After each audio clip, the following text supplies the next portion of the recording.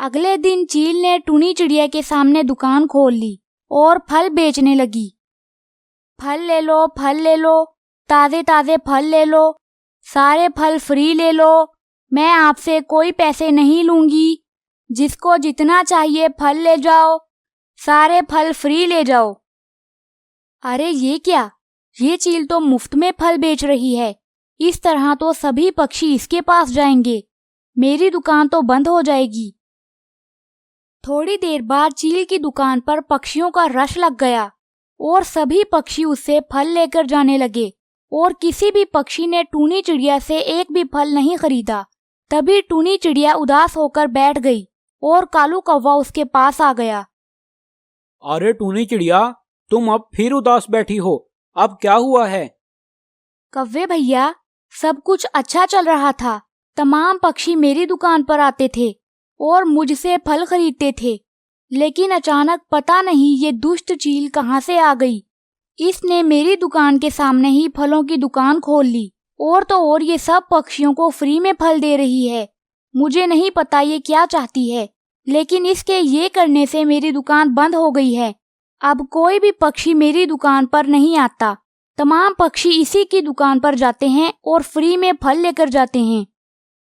अरे ये तो वाकई सोचने की बात है। भला कोई किसी को फ्री में फल क्यों देगा?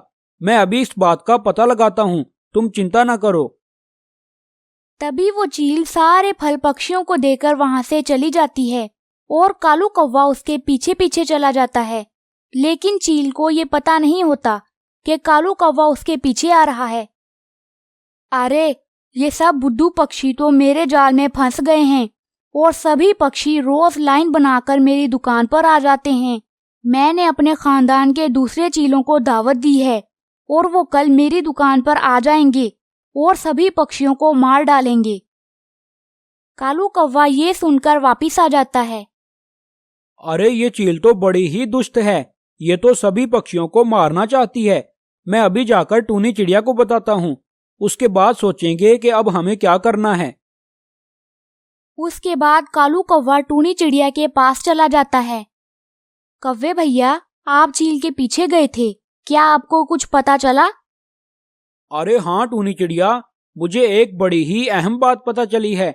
उस दुष्ट चील ने अपने खानदान के दूसरे सभी चीलों को दावत दी है और कल जब सभी पक्षी उस चील की दुकान पर फल लेने आएंगे तो उसके खानदान वाले मिलकर सभी पक्षियों पर हमला कर देंगे और उन सबको अपना शिकार बना लेंगे।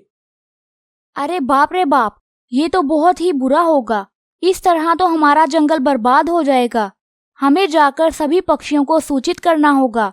मैं भी कहूँ कि वो चील मुफ्त में सभी पक्षियों को फल क्यों खिला रही है।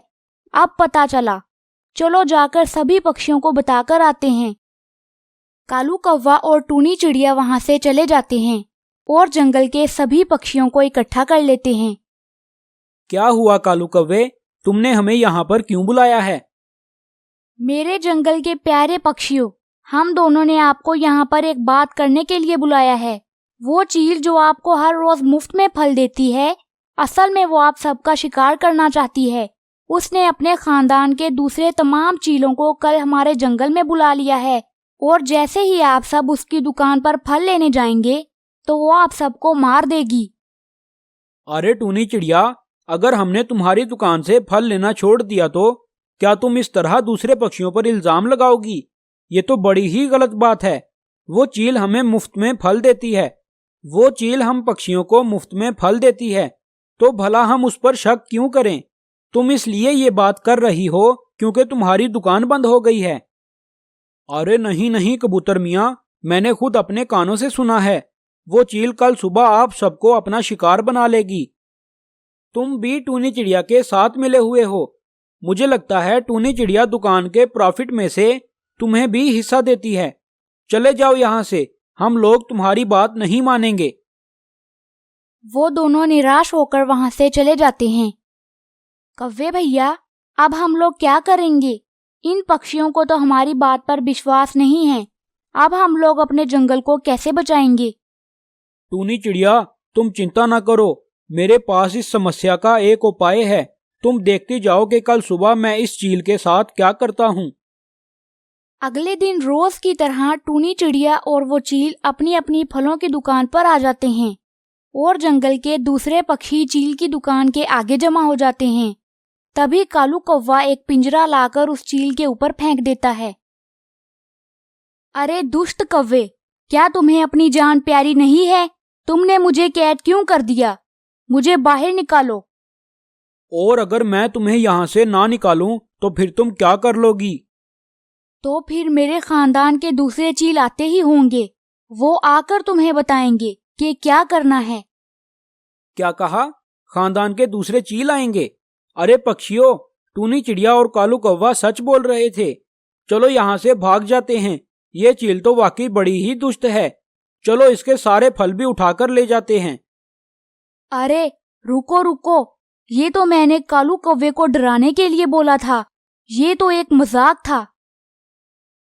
किसी भी पक्षी ने उस चील की एक ना सुनी और उसके सारे फल उठाकर वहां से चले गए।